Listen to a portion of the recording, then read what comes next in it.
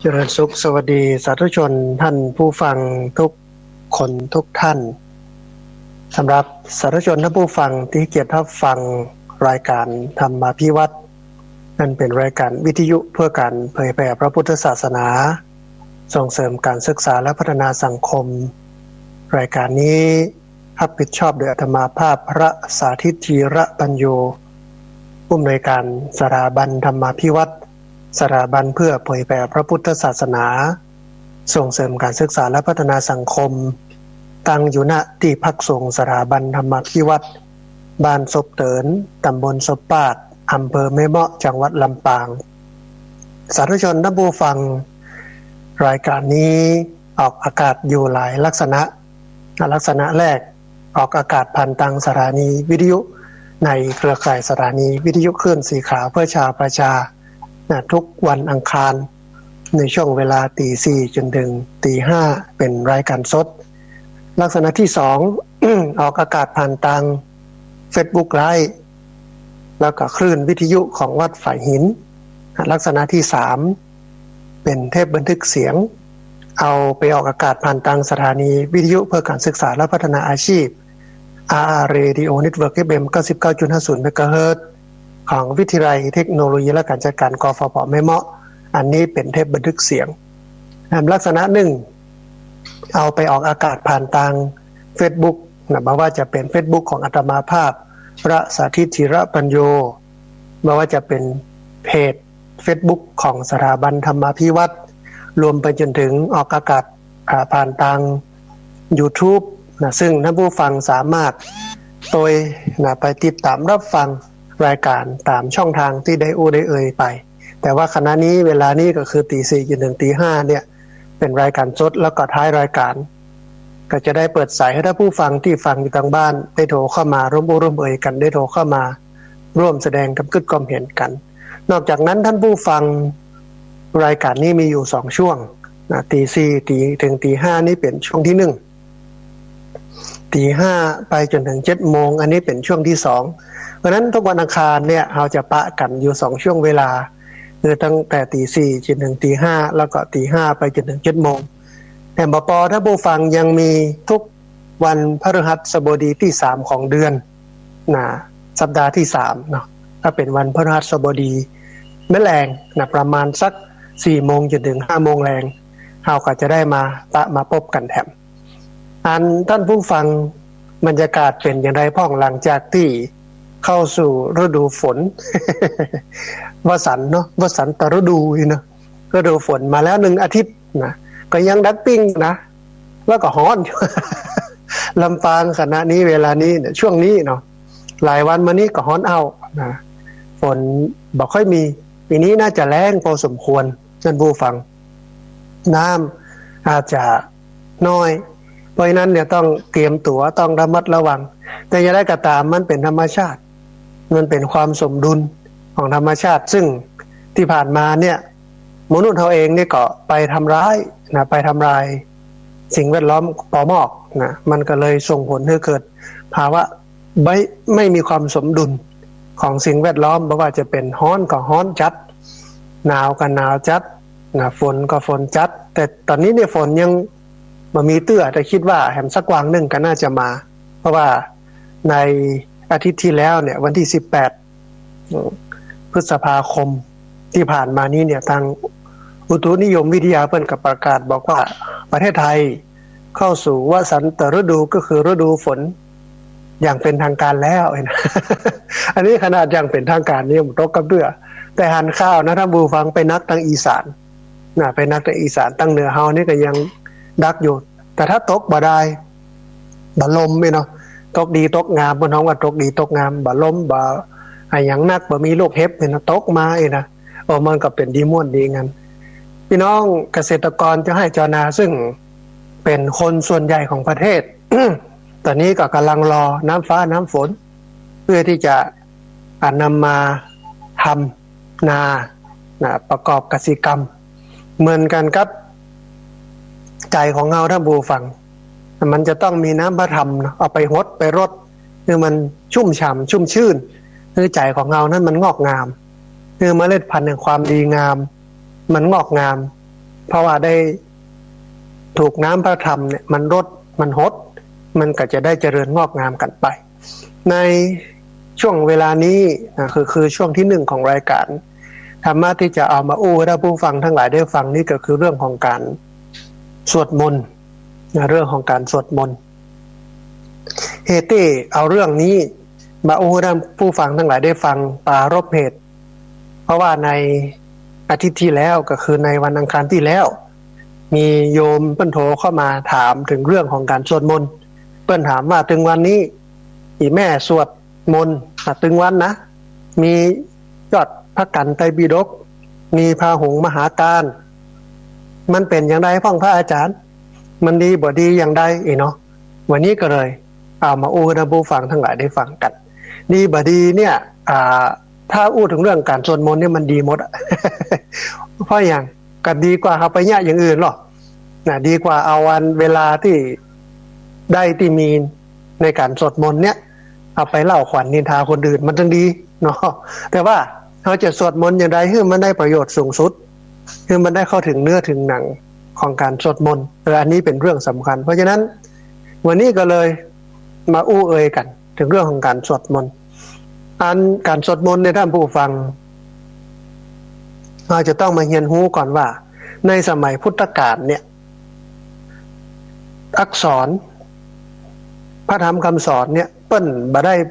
บันทึกหรือจารึกเป็นอักษรเพราะเปิ้นเชื่อว่าคำสอนนี้มันเป็นสิ่งที่สูงส่งเป็นสิ่งที่มันมีคุณค่าเพราะนั้นการจะ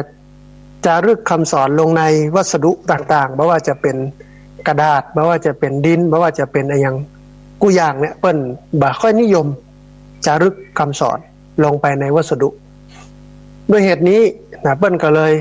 มีการท่องปากต่อปากจำกันปากต่อปากท่องกันปากต่อปากภาษาวิชาการเปิ้นใช้คำว่ามุขะปาฐะนะมุขะปาฐะท่องปากต่อปากถึงวันนี้ก็ยังมีอยู่นะท่านผู้ฟังที่ประเทศพม่ามีตัวเจ้าพระสงฆ์ที่ทรงพระไตรปิฎกก็คือท่องสาธยายพระไตรปิฎกได้ถึงหมดถึงเสียงอ่าน 84,000 พระธรรมขันธ์นะ3ไตรนะ3ไตร3ปิฎกนะ3กองบอกว่าจะเป็นพระวินัยพระสูตรและพระอภิธรรมเปิ้นท่องได้หมดก็ยังมีอยู่นะฮะด้วยความที่เฮาอยู่ในธรรมเนียมของสังคมที่เปิ้นบ่ค่อยนิยมในการจารึกพระธรรมคำสอนลงในคัมภีร์ก็มีการท่องมีการสาธยายการท่องการสาธยายนั้นระยะต่อมาก็ได้รับการสืบทอดถึงแม้ว่าในช่วงหลังเนี่ยได้มีการจารึกคำสอนลงในวัสดุต่างๆเนี่ยการท่องการสวดก็ยังมีอยู่นะแต่ว่าการท่องการสวดหรือว่าสาธยายพระธรรมคำสอนหรือว่ามนต์บทสวดของพระพุทธศาสนาเนี่ยมันจะแตกต่างจากการสวดการท่องของศาสนาอื่นๆศาสนาอื่นๆเนี่ย เปิ้นท่องเปิ้นสวดเพื่อให้พระเจ้าหรือพระผู้เป็นเจ้าก๊อดเนี่ยได้ฮู้ได้หันได้รับทราบได้ชื่นชมได้ยินดีแล้วก็นำมาสู่ความเอ็นดูเมตตาแล้วก็นำไปสู่การเนรมิตดลบันดาลให้ชีวิตมีความสุขความเจริญอันนี้เป็นการท่องการสวดในทัศนคติของศาสนาอื่นๆไม่ว่าจะเป็นศาสนาคริสต์ศาสนาอิสลามศาสนาพราหมณ์เว้นไว้ศาสนาพุทธเพราะศาสนาพุทธเฮาเนี่ยเฮาบ่มีหลักการในการดลบันดาลคือพุทธศาสนาเนี่ยมีหลักการว่าดีชั่วอยู่ที่ตัวทำสูงต่ำอยู่ที่ทำตัวจะดีจะชั่วนี่มันอยู่ที่เฮาเนาะพระพุทธเจ้านั้นบ่สามารถที่จะมาดลบันดาลให้เฮาอยู่ดีมีสุขให้เฮาสูงขึ้นหรือต่ำลงทุกข์หรือสุขได้พระองค์เพียงแต่เป็นผู้ชี้ทางว่าอันนี้ดีเนี่ยควรทำนะเหมือนกับกรรมที่เปิ้นบอกว่าอัคขาตาโรตถาคตาตถาคตเป็นเพียงแต่ผู้ชี้ทางชี้ให้ทำนะเฮาเนี่ยเป็นคนต้องลงมือทำถึงจะได้ดีเพราะฉะนั้นในการสวดมนต์ของเฮาเนี่ยมันก็เลยบ่ได้เป็นการไปอ้อนวอนเพื่อให้พระพุทธเจ้าเดรมิตดลบันดาลให้เฮาอยู่ดีมีสุขอันนี้เป็นสาระสำคัญแท้ๆของการสวดมนต์ทีนี้ มันจะมีวัตถุประสงค์ท่านผู้ฟังหรือเป้าหมายของการสวดมนต์อยู่3ข้อหลักๆที่ชาวพุทธเราควรรู้แล้วก็เดี๋ยวจะได้แนะนำบทสวดว่าเราควรจะสวดบทไหนที่มันเป็นประโยชน์เนาะอันเป้าหมายอันดับแรกของการสวดมนต์ก็คือ1เพื่อเป็นการระลึกนึกถึงพระพุทธเจ้าระลึกนึกถึงสรรเสริญแสดงความกตัญญูรู้คุณต่อพระพุทธเจ้าว่านี่ถ้าบ่มีพระพุทธเจ้าเนี่ย เฮาก็บ่ฮู้ว่าอันยังเป็นอันยังบ่ฮู้สัจธรรมบ่ฮู้ความหมายของธรรมะบ่เข้าใจธรรมะเพราะนั้นพระองค์เนี่ยเป็นคนไปค้นพบเสร็จแล้วเอามาบอกต่อเฮาพระองค์เป็นคนที่มีคุณอันดับที่1อันที่2สรรเสริญพระองค์ว่าเป็นต้นแบบพระพุทธเจ้าเป็นต้นแบบของการศึกษาและปฏิบัติธรรมจากคนที่หนาไปด้วยกิเลสกิเลสตัณหาเยอะนี่เนาะต่อเป็นเจ้าชายดูทำผู้ฟังมีปราสาท3ฤดูมีฮื้อกินฮื้อแอวฮื้อเล่นมีความสุขในเรื่องของกามคุณเต็มที่แต่พระองค์ก็สามารถสลัดสิ่งเหล่านั้นออกไปจากตัวจากตนได้ยกระดับจากปุถุชนมาเป็นกัลยาณชนจากกัลยาณชนมาเป็นอริยชนบุคคลผู้ประเสริฐได้เป็นตัวอย่างถ้าภาษาอันสมัยใหม่นี้เป็นย้อมว่าเป็นไอดอล เป็นไอดอลเป็นแบบเป็นอย่างอันแรกสวดเพื่อสรรเสริญและลึกนึกถึงคุณของพระองค์แสดงความกตัญญูกตเวทิตาแสดงความเคารพต่อพระพุทธเจ้าในฐานะเป็นศาสดาในฐานะที่เป็นครูอันดับที่2สวดเพื่อสรรเสริญว่าพระองค์เป็นต้นแบบอันนี้อันที่1เนาะสวดมนต์เพื่อเป็นการสรรเสริญแสดงออกบอกถึงความกตัญญูรู้คุณต่อพระพุทธเจ้าอันดับที่2สวดเพื่อเป็นการเจริญสมาธิเพราะว่าเวลาเราสวดมนต์แต่ละครั้งเนี่ยมันจะทำให้เรานั้นจิตใจสุขสงบเป็นสมาธิไปตัวคือเวลาเราสวดมนต์เนี่ยถ้าผู้ฟังถ้าเรามีสติกับการสวดมนต์อยู่กับบทสวดที่เราสวดอยู่หั่นจิตใจมันแนบแน่นอยู่กับการสวดมนต์หั่นเนี่ยมันก็ทำให้จิตใจเราสุขสงบมันก็เป็นการทำสมาธิอย่างหนึ่งเพราะว่าสมาธิแปลว่าความแนบแน่นสมาธิแปลว่าความตั้งมั่นถ้าหากว่าจิตใจของเราไปแนบแน่นหรือว่าตั้งมั่นอยู่กับสิ่งใดสิ่งหนึ่งมันเมินเนี่ยมันก็จะเกิดสมาธิขึ้นมาเพราะนั้นเนี่ยตอนที่เรากำลังสวดมนต์เนี่ยเราก็เอาจิตของเราไปแนบแน่นไปตั้งมั่นกับบทสวดนั้นเมื่อแนบแน่นหรือว่าตั้งมั่นเมินปุ๊บสมาธิมันก็จะเกิดขึ้นนี่แสดงว่าการสวดมนต์เนี่ยเป้าหมายส่วนหนึ่งหรือวัตถุประสงค์ส่วนหนึ่งก็คือเรื่องของการทำจิตให้เป็นสมาธิอันดับแรกหรือว่าข้อแรกเนี่ยสวดเพื่อเป็นการสรรเสริญและลึกนึกถึงคุณของพระพุทธเจ้าแสดงออกบอกถึงความกตัญญูต่อพระพุทธเจ้าอันนี้เป็นการสวดมนต์โดยมีวัตถุประสงค์เป้าหมายอย่างนี้อย่างที่2เพื่อเป็นการทำให้สมาธิมันเกิดแล้วก็อย่างที่3นั่นผู้ฟังเพื่อเรียนรู้ว่าพระพุทธเจ้าสอนอะไรอย่างแสดงว่าข้อสุดท้ายเนี่ยข้อที่3เนี่ยมันจะต้องมีการแปลจากภาษาบาลีซึ่งเฮาบ่รู้เรื่องเฮาบ่เข้าใจมาเป็นภาษาที่เฮาเข้าใจคือเฮารู้เรื่องถ้าเป็นคนไทยก็แปลเป็นภาษาไทยเป็นคนลาวก็แปลเป็นภาษาลาวเป็นคนพม่าก็แปลเป็นภาษาพม่าเป็นคนอังกฤษเป็นฝรั่งที่ใช้ภาษาอังกฤษก็แปลเป็นภาษาอังกฤษเพราะว่าการสวดในลักษณะนี้วัตถุประสงค์เป้าหมายก็คือต้องการรู้ความหมายของการสวดมนต์เพราะนั้นเนี่ย ในเบื้องต้นท่านผู้ฟังการสวดมนต์จะมีวัตถุประสงค์สำคัญอยู่3ข้ออันแรกเป็นการระลึกนึกถึงแสดงออกบอกถึงความกตัญญูต่อพระพุทธเจ้าในฐานะที่เป็นศาสดาเป็นครูของเฮาเป็นต้นแบบของเฮาอันที่2สวดเพื่อให้จิตใจมันสุขสงบเป็นสมาธิอันที่3สวดเพื่อเรียนรู้ว่าพระพุทธเจ้านั้นสอนอะไรอย่างทีนี้ถ้าเฮาเอาหลัก3ข้อนี้มาเป็นหลักในการเช็คว่าเฮาสวดมนต์ได้ประโยชน์บ่ได้ประโยชน์เนี่ยเฮาก็ลองมาพอว่าถึงวันที่เฮาสวดบทอะไรอย่างที่จริงสวดบทไหนก็ดีหมดถ้ามันได้ประโยชน์ถึง3อย่างนี่นะ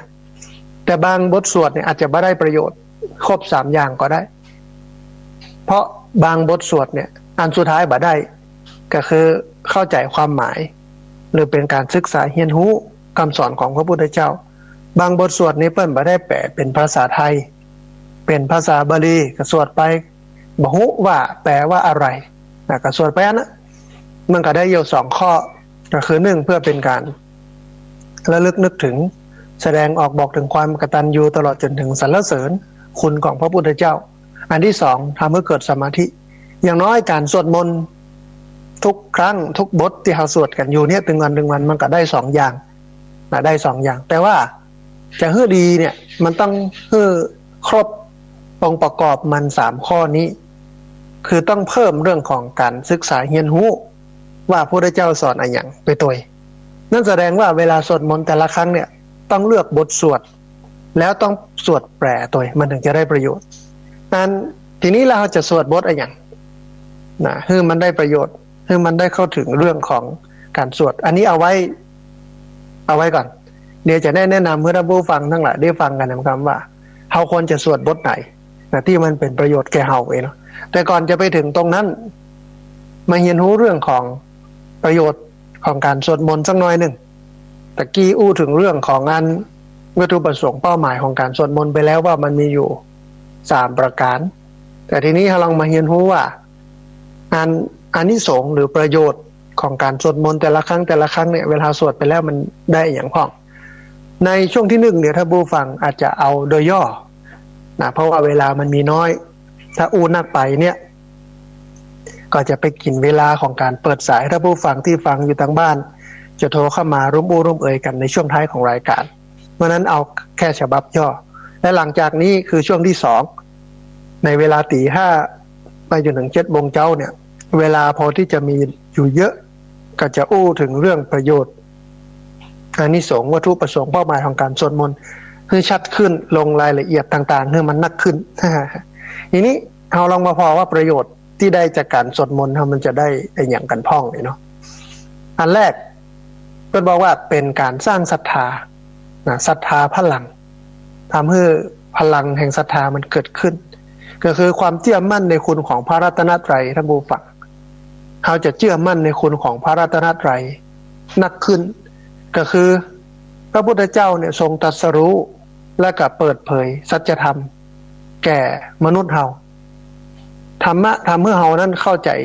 ในสิ่งต่างๆได้อย่างแท้จริงแล้วก็พระสงฆ์นั้นเป็นผู้ที่ปฏิบัติดีปฏิบัติชอบตามคำสอนของพระพุทธเจ้าแล้วนำคำสอนนั้นมาเผยแพร่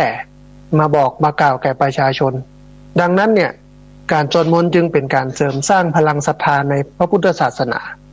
และก็น้อมนำหลักธรรมในทางพระพุทธศาสนามาใช้ในการดำเนินชีวิตอย่างมีคุณค่ามากที่สุดอันนี้เป็นประโยชน์ของการสวดมนต์อย่างแรกทำให้ศรัทธามันเกิดพลังแห่งศรัทธาเกิดเพราะว่าศรัทธาพลังอันที่2เป็นการสร้างปัญญาปัญญาพลังสร้างพลังแห่งปัญญาให้มันเกิดขึ้นก็คือการสร้างสรรค์พลังปัญญาเพราะว่าการที่เราท่องบนจดจำหลักธรรมที่ปรากฏในพระสูตรต่างๆนั้นเนี่ยแล้วนำมาพิจารณานำมาคิดมาไข้ครวญอันนี้คือหมายความว่าไม่ใช่ว่าซักแต่ว่าสวดอย่างเดียวถ้าบูฟังต้องเอามาพิจารณามาพอมากอยมาตีมาเตือนให้รู้ถึงความหมายของแต่ละสูตรด้วยนั้นสิ่งที่เราทำอยู่ก็คือการเอาธรรมะมาพิจารณามาคบคิดมาไตร่ตรองเนี่ยมันเป็นการพัฒนาทางด้านความคิดแล้วก็สติปัญญาให้มันเกิดขึ้นแล้วมันก็สามารถขจัดปัญหาอุปสรรคก็คือความบ่เข้าใจความบ่รู้ที่มันอยู่ในตัวเฮานี่มันออกไปด้วยความรู้ด้วยพระธรรมที่เฮาได้ศึกษาได้เรียนรู้จากการสวดมนต์ปัญญาพลังคือการสร้างพลังแห่งปัญญามันจึงเกิดขึ้นอันนี้อันที่2อันที่3ท่านผู้ฟังเป็นการไล่ความขี้เกียจไล่ความขี้ค้านตัดความหันแก่ตัวเพราะว่าในขณะที่กำลังสวดมนต์อยู่นั่นเนี่ยความเบื่อหน่ายความง่วงแล้วก็ความขี้ค้านมันก็จะหายไปเฮาก็จะมีจิตใจที่มันแช่มชื่นฮึกเหิมสุขสงบเกิดขึ้นนอกจากนั้นก็ยังเป็นการ ตัดความหันแก่ตัวออกไปแถมเพราะในขณะที่เราสวดมนต์เนี่ยถ้าผู้ฟังอารมณ์เราเนี่ยมันจะจดจ่ออยู่ที่บทสวดมนต์จิตใจเราจะจดจ่อมุ่งมั่นอยู่ที่บทสวดมนต์มันยะเรานั้นเกิดไปในเรื่องอื่นๆนะซึ่งมันเป็นเหตุที่ทำให้เกิดความฟุ้งซ่านแล้วก็มันก็เป็นการสลัดความโลภความโกรธความหลงออกไปจากจิตจากใจอันนี้เป็นอันที่3คือประโยชน์ของการสวดมนต์มาหนึ่งก็คือเวลาสวดมนต์ไปแล้วเนี่ยจิตใจของเรานี่มันก็จะสุขสงบเป็นสมาธิเพราะอะไรอย่างเพราะว่าในขณะที่เราสวดมนต์ในท่านผู้ฟังเราสวดมนต์เวลาสวดมนต์เนี่ยคนที่สวดเนี่ยจะต้องสำรวมใจให้มันแน่วแน่บ่หวั่นไหวคลอนแคลนมีจิตใจจดจ่ออยู่กับบทสวดมนต์ต้องระมัดระวังบ่ให้สวดผิดขณะที่สวดอยู่จิตมันก็เป็นสมาธิเมื่อจิตเป็นสมาธิแล้วมันก็เกิดความสงบเยือกเย็นทำให้มีพลังในการคิดสร้างสรรค์ในสิ่งต่างๆที่มันดีงามนะอันที่5ท่านผู้ฟังสวดมนต์แต่ละครั้งเนี่ยเราก็ได้เข้าเฝ้าพระพุทธเจ้าก็คือในขณะที่เรากำลังสวดมนต์อยู่นั่นเนี่ยเราย่อมเป็นผู้ถึงพร้อมด้วยศีลด้วยสมาธิด้วยปัญญาก็คือมีวาจาเป็นปกติบ่ได้เอาไปด่าไผบ่ได้ไปเล่าขวัญไผเพราะเราอยู่กับบทสวดมนต์มีศีลก็คือมีวาจาที่มันเป็นปกติมีจิตใจที่มันแน่วแน่สงบนิ่งมีสมาธิแล้วก็มีความรู้ระลึกถึงพระคุณของพระพุทธเจ้าอันนี้ก็คือมีปัญญารวมไปจนถึงได้เข้าใจในเนื้อหาบทสวดต่างๆเพราะว่าเนื้อหาบทสวดต่างๆถ้าเราเลือกเฟ้นดีๆเนี่ย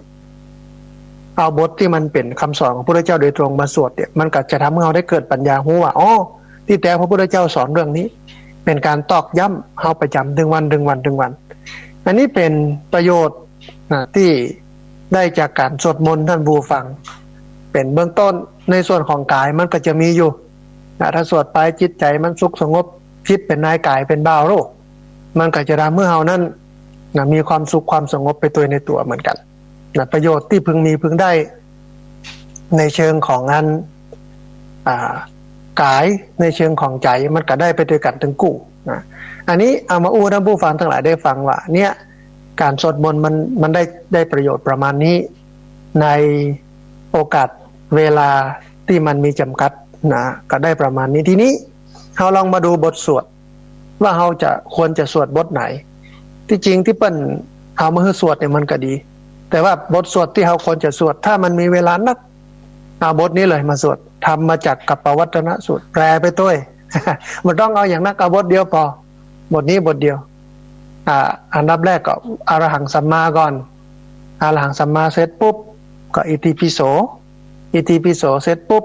นี่เลยทำมาจากกัปปวัตตนสูตรเอวเมสุตตังเอกังสัมมยังภควานี่เนาะ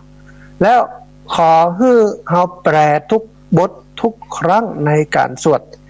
อันนี้สำหรับคนที่มีเวลานักนะท่านผู้ฟังบ่ต้องไปสวดนักหลายอย่างบ่ต้อง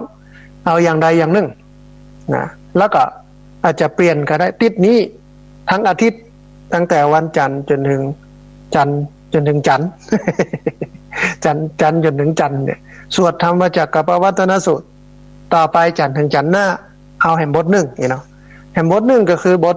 อนันตลักขณสูตรหรืออนัตตลักขณสูตรแปลไปด้วยและสุดท้ายถ้ามีเวลาน้อยที่สุดเอาบทสวดมนต์ในตอนเช้าทำวัดสวดมนต์เช้ามันมีอยู่บทหนึ่งที่เป็นห้องว่าบทสังเวคปริกิตตนาปาฐะท่านผู้ฟังที่สวดมนต์เมื่อเช้าแม่แรงเป็นประจำฟังปุ๊บเนี่ยคงรู้ว่ามันอยู่ช่วงไหนอยู่ตอนไหนแต่ต้องแปลทั้งหมดต้องแปลทั้งหมดถ้ามีเวลาน้อยปุ๊บเอาบทนี้คือบทสังเวคปริกิตตนาปาฐะที่เป็นขึ้นต้นด้วยว่า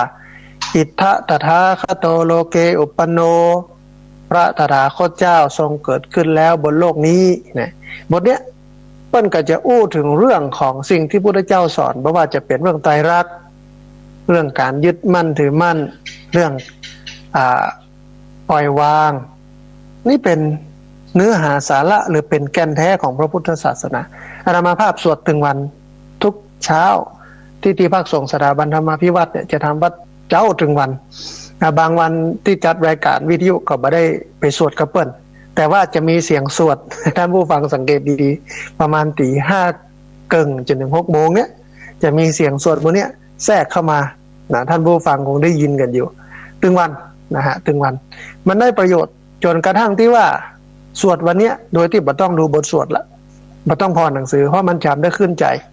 บทเดียวคือสังเวคะปริกิตนาปะทะแปรนี่อย่างถึงเอาบทนี้ เพราะว่าไปเทียบเคียงหรือไปจับเอาหลักการของการสวดมนต์ที่มันมีอยู่3ข้อเบื้องต้นที่บอกว่า1เพื่อเป็นการสรรเสริญและลึกนึกถึงคุณของพระพุทธเจ้า2เพื่อทำให้เกิดสมาธิ3เพื่อเข้าใจเพื่อเรียนรู้ธรรมะของพระพุทธเจ้าว่าพระพุทธเจ้าสอนอะไรอย่างมันจะได้ประโยชน์อย่างนี้เพราะนั้นการสวดมนต์แต่ละครั้งเนี่ยมันต้องได้3อย่างแล้วอาตมาภาพก็แนะนำบทสวดบทสวดให้ท่านผู้ฟังทั้งหลายได้ฟังแล้วเอาไปสวดอันแรกธรรมจักรกับปวัตตนสูตรอันนี้สำหรับคนที่มีเวลานัก2อนัตตลักขณสูตร3บทสังเวคะปริกิตนาปาฐะถึง3บทนี้บอกว่าจะมีเวลานักหรือมีเวลาน้อยให้สวดแปลทั้งหมดให้สวดแปลทั้งหมด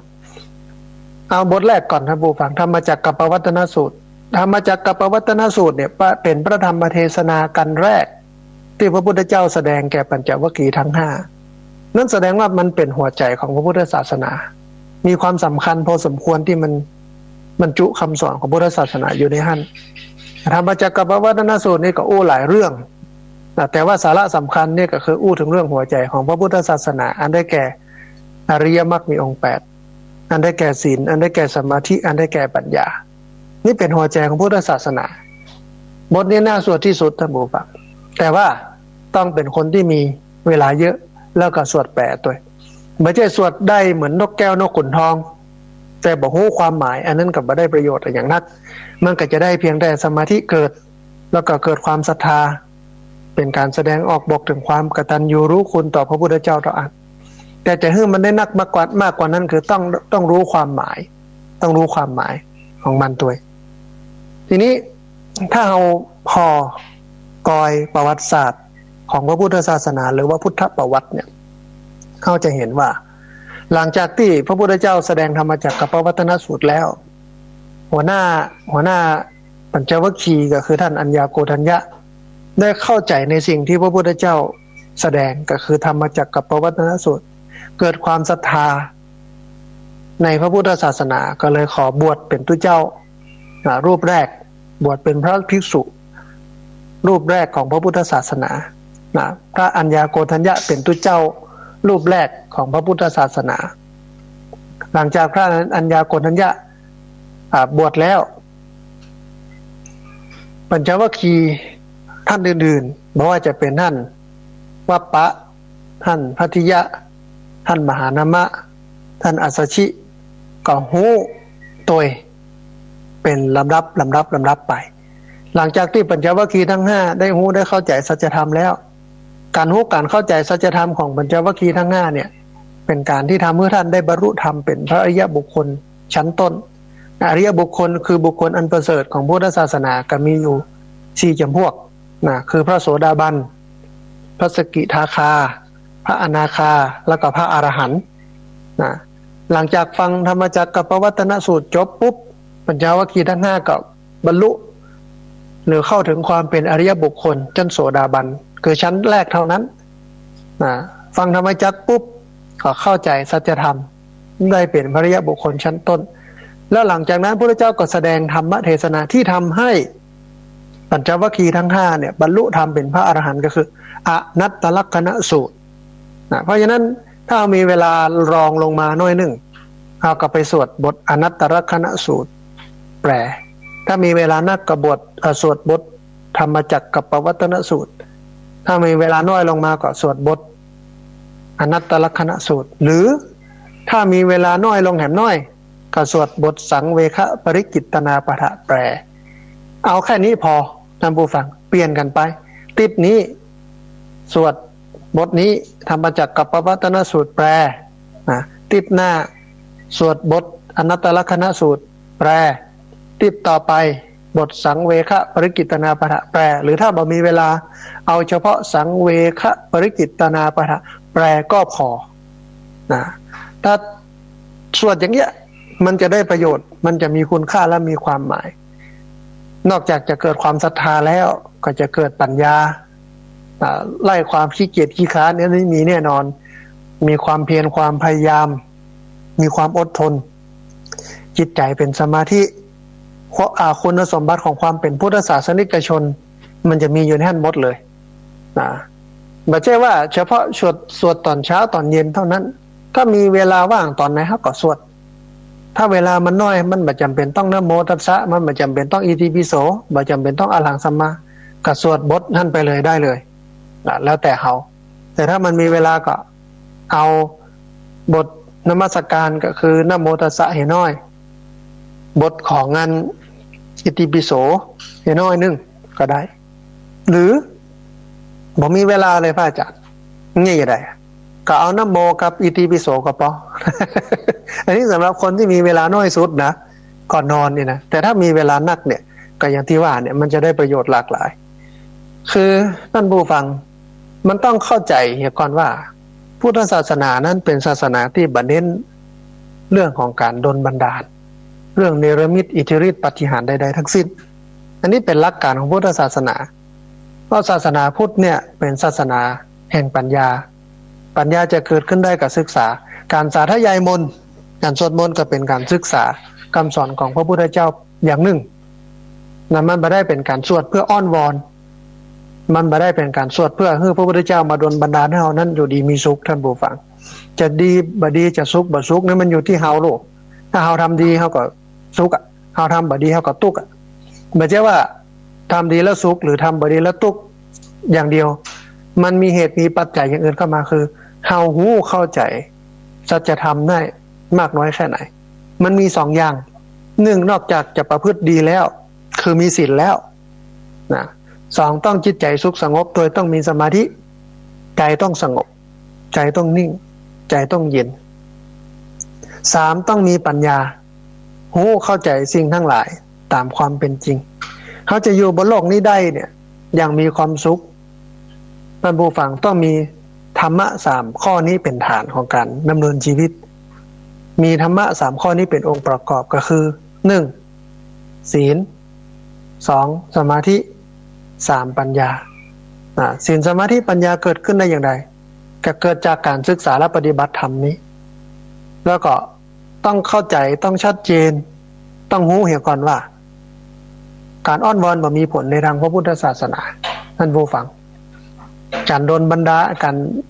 าลกับบ่มีในทางพระพุทธศาสนามันอยู่ที่เฮานี่จะทำแต่เวลาเฮาสวดมนต์เนี่ยเฮามักจะเป็นการสวดเพื่อโดนบันดาลสวดเพื่อให้มีการเนรมิตสวดเพื่อให้เกิดอิทธิฤทธิปาฏิหาริย์ซึ่งฮิตหลักการในทางพระพุทธศาสนาทั้งหมดทั้งปวงเพราะการสวดมนต์แต่ละครั้งเนี่ยมันต้องทำให้อย่างที่ว่าเนี่ยสมาธิเกิดเน้อปัญญาเกิดเน้อแล้วดำเนินชีวิตบนฐานของปัญญาเพราะพระพุทธะแปลว่ารู้คนรู้เนี่ยคือคนที่มีปัญญาคนที่มีปัญญาก็คือคนที่รู้แล้วพุทธะคือรู้นี่คือรู้อะไรคือรู้สัจธรรมรู้ความเป็นไปของโลกและชีวิตว่าชีวิตและโลกนี้มันมีความเป็นไปอย่างอี้ก็คือเกิดขึ้นเป็นธรรมดาตั้งอยู่เป็นธรรมดาดับไปเป็นธรรมดาเป็นอนิจจังบ่บั้นบ่เที่ยงทุกขังทนอยู่ในสภาพเดิมได้ยากอนัตตาบ่ใช่ตัวบ่ใช่ตนบ่สามารถที่จะบังคับบัญชาได้อันนี้คือพุทธะคือรู้อย่างอี้เมื่อรู้อย่างอี้แล้วเนี่ยเฮาก็ปล่อยวางเมื่อปล่อยวางแล้วเฮาก็จะบ่ทุกข์เพราะว่าทุกข์นั้นเกิดจากการยึดถือแต่การที่จะปล่อยวางได้จะต้องไปเห็นสิ่งทั้งหลายตามความเป็นจริงก่อนแล้วการจะหันสิ่งทั้งหลายตามความเป็นจริงได้เนี่ยมันต้องอาศัยศีลมันต้องอาศัยสมาธิมันต้องอาศัยปัญญาเพราะฉะนั้นสวดมนต์ทุกครั้งหรือดำเนินชีวิตในฐานะที่เป็นชาวพุทธเนี่ยต้องสั่งสมหรือเพิ่มพูนศีลให้มันเกิดสมาธิให้มันเกิดปัญญาให้มันเกิดไม่ว่าจะทำกิจกรรมการกระทำใดๆทั้งสิ้นในนามของชาวพุทธเขาก็จะต้องเนี่ยคือศีลสมาธิปัญญามันเกิดแต่ว่าถึงวันนี้ด้วยจารีตประเพณี ด้วยพิธีกรรมด้วยอย่างไรอย่างมันดึงเขาออกไปจากศีลดึงเขาออกไปจากสมาธิ ดึงเขาออกไปจากปัญญาพองานปล่อยงานลามงานฉลองโน่นนี่นั่นเนี่ยมีการละเล่น มีเรื่องมอมเมาเหล้ายาป่าปิ้งอย่างเข้ามาสูนมดมันดึงเราออกไปจากศีลสมาธิปัญญาไปหมดเสียงแต่ที่การกินการทานทุกครั้งเนี่ยจะทำเมื่อศีลเกิดสมาธิเกิดปัญญาเกิดเอาละมันอาจจะมีพ่องเรื่องมวดเรื่องงานอยู่เนาะแต่ขอให้มันอยู่ในกรอบเช่นถ้ามีดนตรีก็มีสล้อซอซึ้งดนตรีพื้นเมืองจ้อยซอที่มันเป็นธรรมะนะมันก็ได้ประโยชน์อยู่มันก็ม่วนอยู่มีลำมีฟ้อนแบบพื้นเมืองนะแบบดนตรีไทยมันก็พอม่วนพองานอยู่จะไปถึงขั้นที่มันมีเรื่องของการกินเหล้าเมายาจัดเวทีคอนเสิร์ตแล้ว ม่วนเต้นละวงกันอย่างกันมันก็ล้ำจากการมีศีลสมาธิปัญญาได้เหมือนกันอันนี้ส่งมันได้น้อยนะมันได้น้อยอันนี้ พูดถึงฐานของการสวดมนต์แล้วก็โยงไปถึง เรื่องของการทำทุกอย่างเพื่อให้เกิดศีลสมาธิปัญญาเพราะศีลสมาธิปัญญานี่มันเป็นฐานเบื้องต้นของพระพุทธศาสนาขยายศีลสมาธิปัญญาออกไปก็คือมรรคแปดมรรคแปดเนี่ย ท่านผู้ฟังมันเป็นแก่นเนาะมันเป็นฐานของพระพุทธศาสนาทีนี้อันที่สองแห่งอันหนึ่งของคนสวดมนต์ก็คือจะเป็นคนที่มีสติเป็นคนที่มีใจที่มันสงบเย็นจะเป็นคนที่เยือกเย็นจิตใจเยือกเย็นสุขสงบบ่เร่าร้อนบ่วุ่นวายจะเป็นคนที่มีสติสัมปชัญญะดีถ้าสวดมนต์ประจำนี่นะเพราะว่ามันได้ทำสมาธิไปด้วยในตัวมันได้ตอกย้ำถึงธรรมะของพระพุทธเจ้าอยู่ในใจประจำเพราะฉะนั้นพุทธศาสนิกชนก็เลยเป็นคนที่จิตใจสงบเยือกเย็นใจเป็นศีลเป็นธรรมแล้วรู้เข้าใจถึงการเปลี่ยนแปลงของโลกและชีวิตซึ่งได้รับอานิสงส์ได้จากการสวดมนต์ภาวนาเพราะฉะนั้น อย่างน้อยท่านผู้ฟังทุกเช้าเนาะสวดมนต์ไปบทอื่นอาจจะเอาไว้ก่อนก็ได้ถามว่าดีก็ดีอยู่แต่บดีเต้าบทเหล่านี้ก็คือธรรมจักรกับปวัตตนสูตรอนัตตลักษณสูตรแล้วก็สังเวคภริกิตนาปะอันนี้ที่ว่ามา3ข้อนี้เนี่ยเป็นหัวใจของพุทธศาสนาอันมีพลังสูงมากในการที่เราสวดแล้วเราจะได้เข้าใจคำสอนของพุทธศาสนาและมีสมาธิแต่บทอื่นก็ดีแต่บทนี้ดีกว่าแต่จะบทไหนก็ตามขอให้สวดแปล สวดแปลเพราะการสวดมนต์แปลเนี่ยมันเป็นการทำความเข้าใจคำสอนของพระพุทธศาสนาอันนี้ผู้และผู้ฟังทั้งหลายได้ฟังในเช้านี้ของรายการธรรมาภิวัตรอันเป็นรายการวิทยุเพื่อการเผยแผ่พระพุทธศาสนาส่งเสริมการศึกษาและพัฒนาสังคมซึ่งรายการนี้พระเพชรเจ้าเบียรธรรมาภาพพระสาธิตธีรปัญโยผู้อำนวยการสถาบันธรรมาภิวัตรสถาบันเพื่อเผยแผ่พระพุทธศาสนาส่งเสริมการศึกษาและพัฒนาสังคมตั้งอยู่ณที่พักสงฆ์สถาบันธรรมาภิวัตรบ้านศพเตินตำบลศพปาดอำเภอแม่เมาะจังหวัดลำปางรายการนี้มีทุกวันอังคารอยู่2ช่วงเวลาก็คือ 4:00 จนถึง 5:00 ช่วงหนึ่งแล้วก็ช่วงที่2คือ 5:00 จนถึง 7:00 นออกอากาศผ่านทางสถานีวิทยุในเครือข่ายสถานีวิทยุคลื่นสีขาวเพื่อชาวประชาหลายคลื่นหลายสถานีหลายจังหวัดออกอากาศผ่านทางวิทยุของวัดฝ่ายหินและ Facebook ไลฟ์และเป็นการไลฟ์สดของคลื่นวัดฝ่ายหินออกอากาศเป็นเทปบันทึกเสียงผ่านทางสถานีวิทยุเพื่อการศึกษาและพัฒนาอาชีพ Radio Network FM 99.50 เมกะเฮิรตซ์ของวิทยาลัยเทคโนโลยีและการจัดการกฟผ.แม่เมาะออกเป็นเทปบันทึกเสียงออกอากาศผ่านทาง Facebook ของอาตมาภาพพระสาธิตธีรปัญโยและเพจ Facebook ของสถาบันธรรมาภิวัตรรวมไปจนถึงใน YouTube ของพระสาธิตธีรปัญโยซึ่งท่านผู้ฟังสามารถไปติดตามรับฟังทีหลังได้ถ้าหากว่าช่วงนี้ติดภารกิจอยู่บ่ได้ฟังตัดนี้ช่วงนี้หรือบ่ได้ฟังเลยวันนี้ไปฟังย้อนหลังได้ตอนนี้ได้เวลาที่จะเปิดสายท่านผู้ฟังที่ฟังอยู่ทางบ้านให้ได้โทรเข้ามาร่วมบุร่วมเอ่ยกันได้โทรเข้ามาร่วมแสดงความคิดความเห็นกันแล้วก็เรียนเชิญเจริญพรท่านผู้ฟังที่ฟังอยู่ทางบ้านโทรเข้ามาร่วมบุร่วมเอ่ยกันโทรเข้ามาร่วมแสดงความคิดความเห็นกันที่เบอร์ 064-728-2899เบอร์064-728-2899เรียนเชิญเจริญพรได้โทรเข้ามาร่วมเอ่ยกันโทรเข้ามาร่วมแสดงกำกึดความเห็นกันที่เบอร์064-728-2899บอกว่าเจ้าของคำถามที่โทรเข้ามาถามเปิ้นฟังอยู่ก่อแล้วก็บอกว่าจะเข้าใจแจ่มแจ้งก่อนหรือจะติดคัดสงสัยยังใดก็โทรเข้ามาถามหรือญาติโยมที่ฟังอยู่เนาะอย่าถามเพิ่มเติมเกี่ยวกับเรื่องนี้หรือเรื่องอื่นๆเรียนเชิญเจริญพรโทรเข้ามาร่วมเอ่ยกันโทรเข้ามาร่วมแสดงกำกึดความเห็นกันบอกว่าจะโทรเข้ามาอย่างก็โทรเข้ามาให้กำลังใจกันโทรเข้ามาเช็คสัญญาณโดยว่าฟังจากที่ฮันที่นี่ชัดดีเนอร์ก็ได้เนาะพอดีมีสายเข้ามาสายหนึ่งเดียวรับสายนี้ก่อนเปิ้นจะว่าจะได้พ่องเจริญพรเจ้าข้าพเจ้าเจ้าท่านพระครูอ่านโยมแม่แนะนำตัวน้อยอ่านแม่ปณีฝางเจ้าโอ้โยมแม่ปานีอยู่อำเภอฝางจังหวัดเชียงใหม่เนาะเจ้าสัญญาณเป็นได้พ่องแม่ชัดเจนนี่เจ้าชัดเจนเนาะวันนี้มีอย่างจะเพิ่มเติมพ่องมันมีอย่างเพิ่มเติมแล้วเข้าใจแล้วเจ้าโทรมาให้กำลังใจและยืนยันว่าที่อู้ไปนี่เข้าใจดีเนาะแม่เนาะเจ้าสาธุทุกคืนเจ้าเอาอนุโมทนาบุญเนาะแม่เนาะค่ะไปศาลเลยเจ้าสาธุสายแรกโยมแม่ปานีจากอำเภอฝางจังหวัดเชียงใหม่โทรเข้ามาบอกว่าโอ้ฟังแล้วเข้าใจดีเรื่องการสวดมนต์แต่บป.ก็โทรมาให้กำลังอกกำลังใจพระอาจารย์ตัวอนุโมทนาบุญเนอะท่านผู้ฟังที่ฟังอยู่นอกเรียนเชิญเจริญพรโทรเข้ามาร่วมเอ่ยกันโทรเข้ามาร่วมแสดงกำกึดความเห็นกันที่เบอร์064-728-2899เบอร์064-728-2899เวลาโทรเข้ามาขอรบกวนท่านผู้ฟังขอความร่วมมือท่านผู้ฟังหลีวิทยุน้อยหนึ่งฟังทางโทรศัพท์พอดีมีสายเข้ามาแถมสายหนึ่งเดียวครับสายนี้ก่อนเปิ้นจะว่าจะได้พ่องเจริญพรเจ้ากับแม่สาเจ้าท่านพระอาจารย์แม่คำนวณแจ้ซ้อนเนอะงานแม่คำนวณแจ้ซ้อนเมืองปานลำปางเจ้าสัญญาณเป็นได้พ่องแม่วันนี้ชัดเจนดีเจ้าโอ้ชัดเจนดีเนาะมีอย่างจะเพิ่มเติมพ่องแม่มีเจ้าเจริญพรข้องใจบทสวดเนี่ยเจ้าแม่ว่ามาเลยยังทำมาเจ้าในห้องท่องโยโสก็ได้ก็มาเอาอิทธิเสกก็ได้ก็ได้โยมแม่มันอยู่ที่เราจะเลือกคือ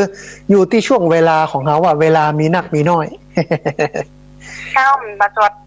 ยกโสมานี่กับเป็นยังกันไม่เป็นอะไรเอาตั้งก้อมตั้งปลายตั้งข้างเลือกเอาบทใดบทหนึ่งที่มันเหมาะกับเวลาของเราก็ได้แต่ขอให้แปลเฮียน้อยถ้ากุเตียนี่แม่ได้แปลนะแต่ว่าธรรมจักรนี่แม่แปลอยู่โอ้ดีแม่ดีแต่ถ้าหากว่ามีเวลาน้อยเนี่ยทำวัดสวดมนต์เช้าถึงแม้จะบทสวดมนต์เช้าเขาเอาไปสวดแม่แรงก็ยังได้มันบาเจ้จำมันแรงกับทำวัดเย็นพอมันนะเจ้าใช่หรือถ้าเขาจะสวดเอาสังเวคะไปสวดตอนแม่แรงก็ยังจะได้มันไม่ได้จำกัดว่าอันนี้เป็นการสวดมนต์เจ้าเนอะก็เอาเปรียบเทียบง่ายๆอย่างนั้นกระทะบางเตื้อเขาก็เอามาพัดนะบางเตื้อบะหมี่อย่างเขาก็ยังเอามาใส่น้ำเอาไปต้มหั่นต้มนี่มันใจได้สวดบทเงาแล้วยังธรรมจักรนี่บทสั้นๆใช่แล้วไม่จังสวดสัมพุทธเทศอย่างก้าคันทัพผลิตอย่างมันนี่โมลผลิตอย่างนี้ก็หงมาก้าวนี่มาต้องก็ได้ก็ทำใช่มันยาวแล้วไปเอาเฉพาะบทสำคัญแล้วกับแปลเหียน้อยนะแต่ธรรมจักรนี่มันได้แปลจะแปลกับธรรมจักรเพราะมันมีในนี้เจ้าเอาดีแม่ดีแต่ถ้าจะดีเนี่ยบอกว่าจะเป็นบทไหนถ้ามันมีบทแปลสวดแปลนี่ดีที่สุดเขาจะได้เข้าใจความหมายเนาะแม่เนาะอย่างนั้นสวดน่ะดีสวดน่ะดีแต่ว่าจะให้ดีที่สุดก็คือแปลแล้วก็ต้องดูเวลาว่าเวลาเขามีเมื่อกี้เนี่ยเอาบทเฉพาะสำคัญแล้วก็แปลมันจะได้ประโยชน์นักเนาะแม่เนาะเจ้าตอนเจ้านี่มีแต่เวลาปันเลยเขาจะใช่ได้แม่นเวลามีน้อยตอนเย็นเขาก็เอาสังเวคะไปสวดก็ได้เอาเฉพาะสังเวคะแล้วก็แปลเนี่ยก็ได้แม่มันจะได้เป็นประโยชน์เนาะโอ้อนุโมทนาบุญกับแม่เนอะสาธุเจริญพรนั่นผู้ฟังมันไม่ได้มีกฎเกณฑ์ตายตัวโลกว่าทำวัดเจ้าจะต้องสวดเฉพาะทำวัดเจ้าเต้าอั้น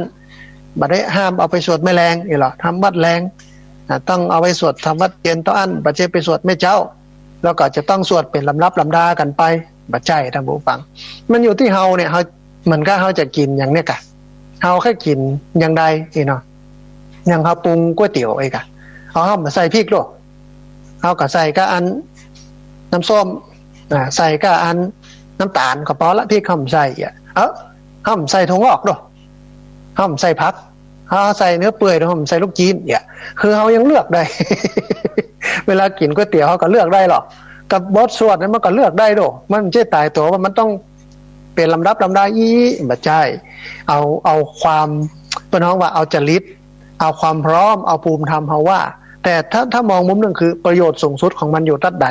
เอาประโยชน์ตัดหั่นนะเอาหลัก3ข้อมาจับอย่างที่อาตมาภาพบอกถ้ามันตรงกับหลัก3ข้อนี้สวดแต่ละครั้งมันก็จะได้ประโยชน์สูงสุดเลยทีเดียวแต่ถ้ามันบ่ครบ3อย่างมันก็ได้แต่อาจจะได้ไม่หมดนะวันนี้มีสายเข้ามาแหมสายหนึ่งเดี๋ยวฮับสายนี้ก่อนเปิ้นจะว่าจะได้พ้องเจริญพรไว้สาครับ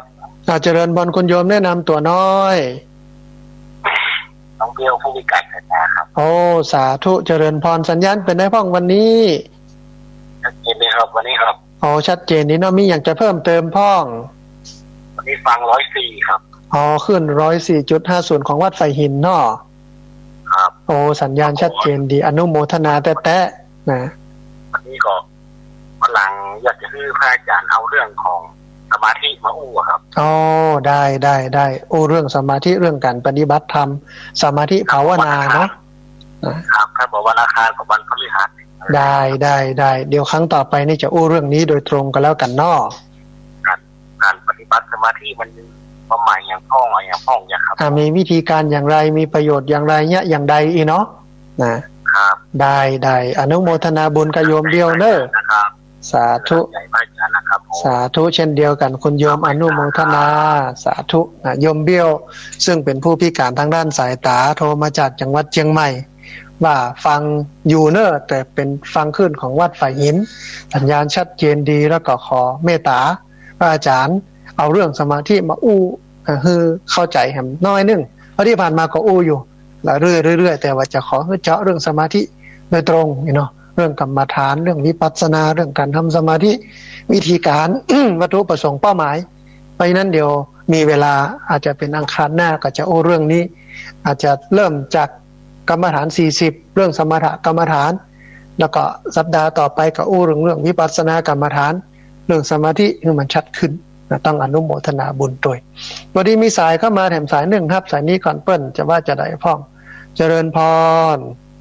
ไว้สาครับพระอาจารย์เจริญพรคุณโยมโควิดอันสัญญาณเป็นได้พ้องวันนี้แต่ว่าอาจารย์ว่าท่านถูกต้องหมดเพราะว่าเขานะไหว้พระสวดมนต์จะทำเมื่อมีสติปัญญาสบายความอารมณ์ร้อนจากในตัวเฮาซึ่งในตัวเฮาเนี่ยทุกคนจะมีไฟตามชนิดนะอาจารย์เนาะแต่ต่อขึ้นมาน้ำ9 บ่อ10 บ่อมาโหดมาลดอะไรมันจึงมาดับไฟในตัวเฮาก็คือไฟราคะไฟโมหะไฟโทสะนอกจากน้ำ2ชนิดที่จะดับได้ก็คือน้ำศีลและน้ำธรรมเพราะฉะนั้นถ้าเฮาได้ไหว้พระสวดมนต์ก็จะทำให้เฮาเนี่ยมีความเย็นอกเย็นใจขึ้นไปแถมชาติรักพระอาจารย์เนาะสาธุเป็นอย่างนั้นจะถูกมดอย่างที่คุณโยมว่า เพราะว่ามันถึงแต่ถ้าเราได้ไหว้พระสวดมนต์จากเขาที่ว่าเป็นคนอารมณ์ร้อนเนี่ยจะกลายเป็นอารมณ์เย็นจะมีสติและมีปัญญาจะพอให้สติมากกว่าปัญญาเกิดแรงพันว่านะพระอาจารย์เนาะนั่นแหละจะเกิดปัญหาวุ่นวายมันก็ถึงเกิดอารมณ์ร้อนในตัวเราเนี่ยแต่เพราะฉะนั้นคนเราจะต้องหมั่นไหว้พระสวดมนต์อย่างพระอาจารย์ว่านะจะทำให้มันมีสติปัญญาแล้วก็จะคลายความ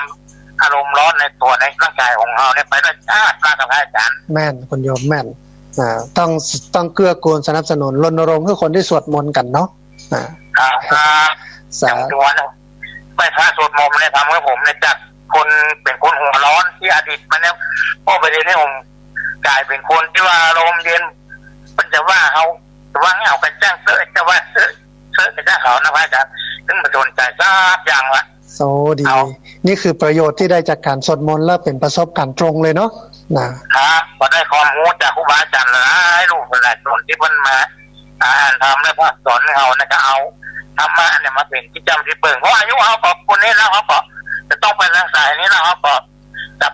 อดีตก็ให้มันผ่านไปเนาะอาจารย์เนาะ เอาตั้งหน้าเป็นที่ตั้งโดยเอาปัจจุบันนี่ให้ดีที่สุดเนาะคุณโยมเนาะนะครับ ผม สาธุอนุโมทนาบุญเนอะ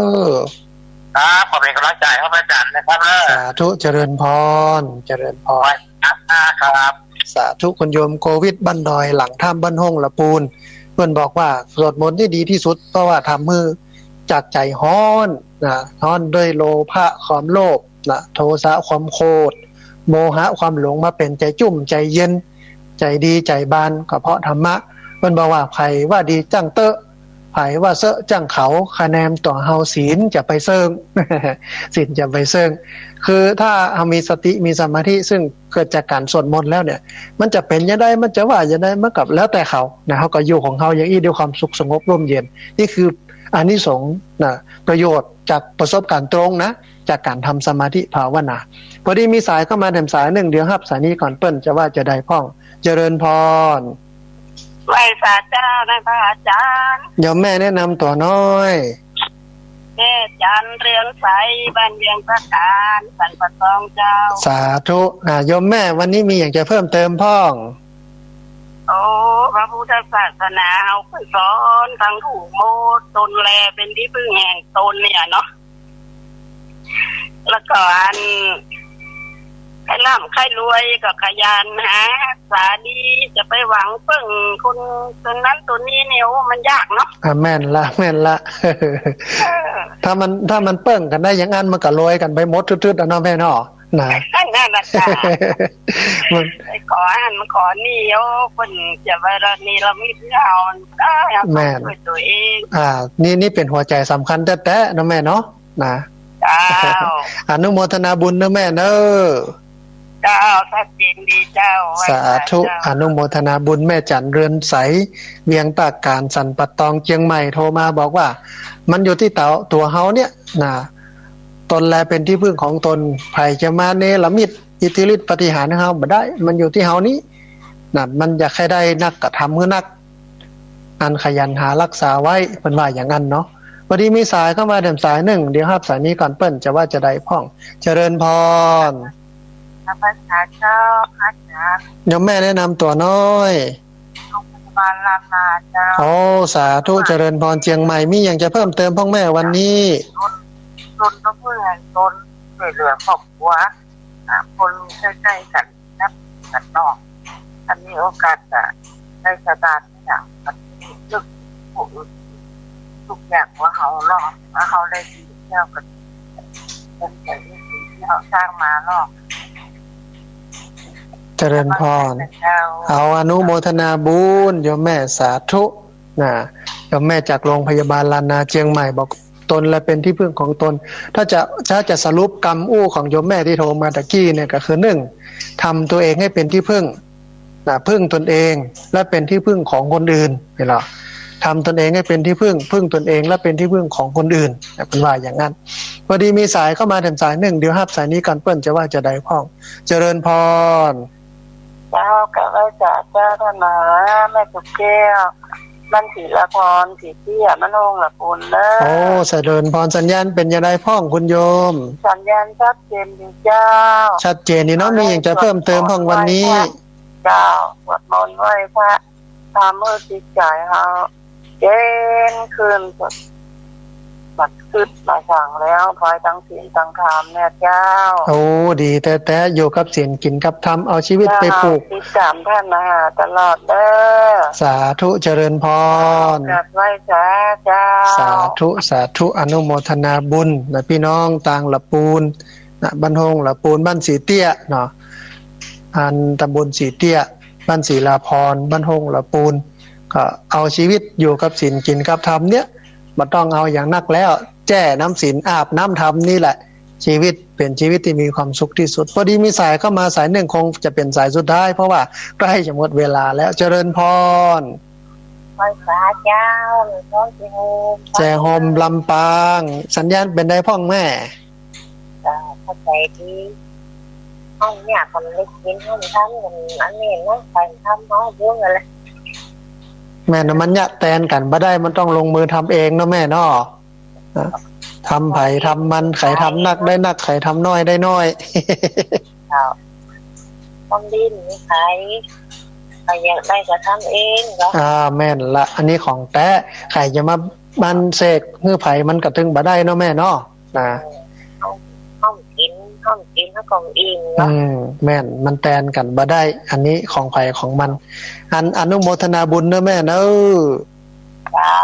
อาจารย์ สาธุสาธุอนุโมทนาบุญสายสุดท้ายนะจากแจห่มลำปาง ท่านผู้ฟังเรือแปลพอเวลาแล้วเวลาหมดพอดีคงจะงดทับสายไว้แต่เพียงเท่านี้ในช่วงแรกของรายการธรรมพิวัตรวันนี้อู้ถึงเรื่องของการสวดมนต์แล้วก็ได้ขยายอธิบายไปเล็กๆน้อยๆต่อที่เวลามันมีอยู่ก็ได้คงได้ประมาณเท่าอี้อาจจะตกบกพร่องไปในหลายส่วนก็ต้องขออภัยท่านผู้ฟังก็ขอเจริญพรท่านผู้ฟังติดตามรับฟังในช่วงที่2คือตี 5ไปถึง 7 โมงหรือในวันอังคารหน้าวันนี้อาตมาภาพพระสาธิตธีระปัญโยต้องเอารายการธรรมพิวัตรจากลาท่านผู้ฟังทั้งหลายไปก่อนกับขอบพระคุณครูบาอาจารย์พระเถรานุเถระที่เคารพอย่างสูงทุกรูปอนุโมทนาบุญกับเจ้าของคลื่นเจ้าของสถานีที่รับสัญญาณเอาไปออกอากาศส่งกระจายเสียงอนุโมทนาบุญกับญาติโยมทุกคนทุกท่านที่ติดตามรับฟังทุกคนทุกท่านที่โทรเข้ามาต้องขออภัยกับท่านที่โทรมาแล้วบ่ได้รับสายโทรมาแล้วบ่ติดต้องขออภัยสัพพพุทธานุภาเวนะด้วยเดชเดชะอนุภาพของพระพุทธเจ้าสัพพธรรมานุภาเวนะด้วยเดชเดชะอนุภาพของพระธรรมเจ้าสัพพสังฆานุภาเวนะด้วยเดชเดชะอนุภาพของพระสังฆเจ้าศรัทธาสุทธีพระวันตุเตขอความสุขความเจริญในธรรมจงบังเกิดมีแด่บรรดาศรัทธาสาธุชนทุกคนทุกท่านตลอดการเป็นนิจเทินเจริญพร